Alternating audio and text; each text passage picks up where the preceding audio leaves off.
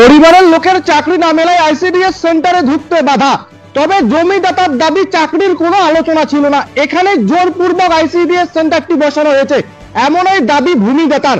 তাই এভাবেই পড়ে রয়েছে দীর্ঘ প্রায় 15 বছর ধরে।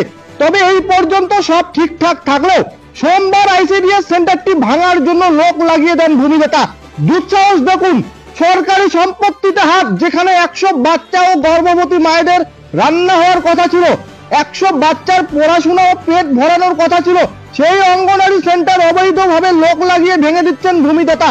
দুঃসাহস কত দেখুন, কার পারমিশনে তিনি এই কাজ করছেন। ঘটনাটি ধূপগুড়ি মহকুমার অন্তর্গত মাগুরমারি 2 নং গ্রাম পঞ্চায়েতের ময়নাতলী এলাকার 816 নম্বর সেন্টারের। এলাকার মানুষের সুবিধার্থে প্রায় 15 বছর আগে তৈরি হয় আইসিডিএস সেন্টারটি। সম্পূর্ণ কাজ হয়ে গেলেও ভূমিদাতার পরিবারের লোকের চাকরি না হয় ঢুকতে বাধা দেওয়া হয়, যদিও চাকরির কথা অস্বীকার করেন ভূমিদাতা মানিক রায়। এদিকে সেন্টারের ওয়ার্কার সুমিত্রা রায় জানান, যখন সেন্টারটি আমরা প্রবেশ করতে যাই তখন ভূমিদাতার পরিবারের তরফ থেকে বলা হয় আমাদের চাকরি না হলে আমরা সেন্টারে ঢুকতে দেব না।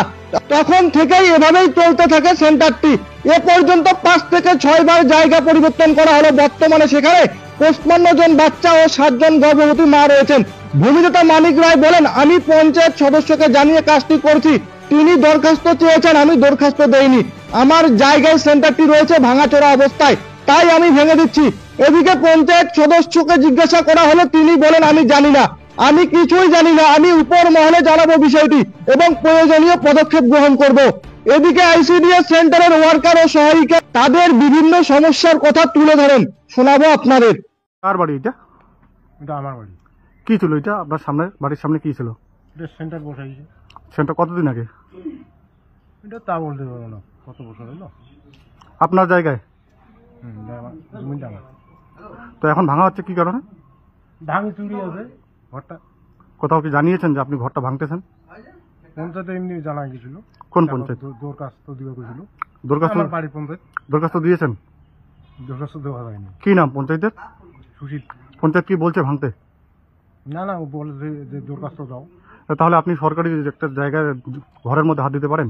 ভাঙচুর হয়ে আছে তো, যদি মাথায় যদি পড়ে তো যায়। আপনি দরখাস্ত করতে পারতেন, বিডিওকে জানাতে পারতেন। মাথাটা যদি পড়ে যায়। তো বলছিলাম, এটা যখন বানানো হয়েছিল তখন কি আপনাকে কোনো প্রতিশ্রুতি দেওয়া হয়েছিল চাকরির? না। তাহলে আপনার জায়গায় বসালো এলাকার লোকের সুবিধার্থে, তখন আপনি এটাকে ভেঙে দিচ্ছেন এইভাবে, ওটা কি কারণে? চালুই হয়নি সেন্টার। কেন চালু হয়নি? কি কারণে? কি কারণে? বসাইতে দেইনি আমরা। তাহলে কি জোর জবরদস্তি করে বসিয়েছিল? ওটা আমার দাদাই বসাইছিল আর কি। সেন্টারটা অন্য জায়গায় বসার কথা ছিল।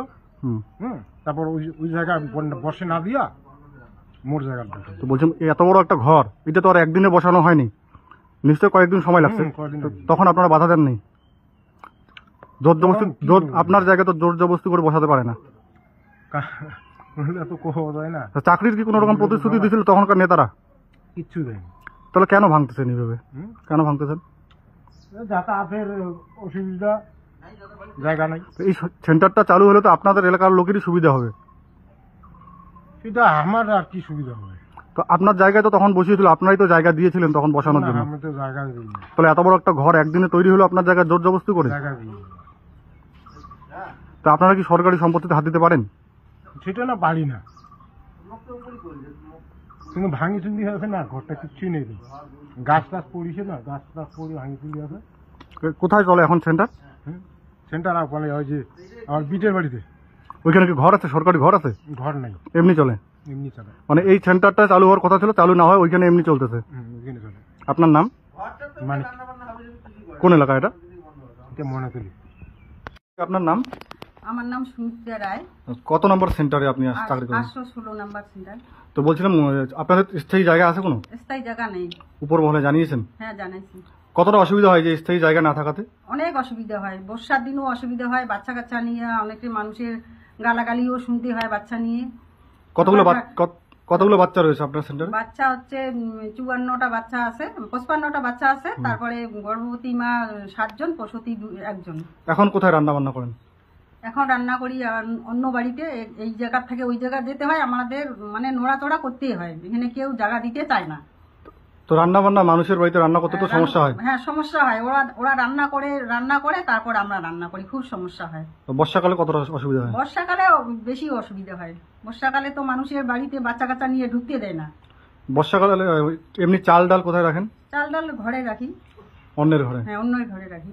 তো বলছি আপনাদের যে স্থায়ী যে ঘরটা ছিল সেটা নিয়ে কি সমস্যা, কেন চালু হয়নি? সেখানে তো যখন এই ঘরটা হয়ে গেছে তখন আমাদের ঢুকতে দেয় নাই, ওদের চাকরি হয় না জন্য ওরা আমাদের ঢুকতে দেয় না। এইভাবে বলছিল? হ্যাঁ এইভাবে বলছে ওদের চাকরি হবে তারপর ঢুকতে দিবে। কে বলছিল এইভাবে? এইভাবে বলছে অরবিন্দু। আচ্ছা, তো এখন যে ওই সেন্টারটা ভাঙা হচ্ছে উপর মহলে জানিয়েছেন? ওইটা তো আমি জানি না, দেখিনি তো ওদিকে গিয়ে, ওই জন্য জানাই নেই, দেখিনি ওদিকে গিয়ে। এই সেন্টারটা এখন এইদিকে চলে আসছে জন্য এইদিকে কাজ করি, ওদিকে দেখিনি। এই বাড়িতে যদি বন্ধ করে দেয় আসা, এদেরও তো অসুবিধা হয়, তখন কি করবেন? তখন আবার জানাবো উপর মহলে। আচ্ছা, আবার জানাবো। আপনার নাম? আমার নাম সুমিত্রা রায়। কোন এলাকা এটা? এটা ময়নাতলি। আপনি কোন দায়িত্বে আছেন? আমি ওয়ার্কারের দায়িত্বে আছি। আপনার? সুশীল রায়। আপনি তো এই এলাকার পঞ্চায়েত। হ্যাঁ। তো আপনার এলাকায় একটা সরকারি ঘর অবৈধভাবে ভাঙা হচ্ছে, আপনাকে নাকি দরখাস্ত দিয়েছে, কি বলবেন? কোনো মতেই না, জানাই নাই।